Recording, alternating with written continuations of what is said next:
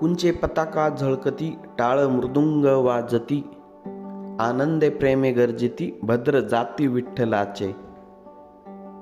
आले हरीचे विनट, वीर विठ्ठलाची सुभट, भेने झाले दिग्पट, पळती थाट दोषांचे.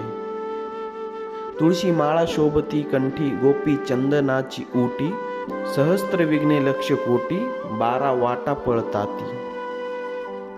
सतत कृष्णमूर्ती सावळी, खिळे ज्याच्या हृदय कमळी, शांती क्षमा तया जवळी, जीवे भावे अनुसरल्या.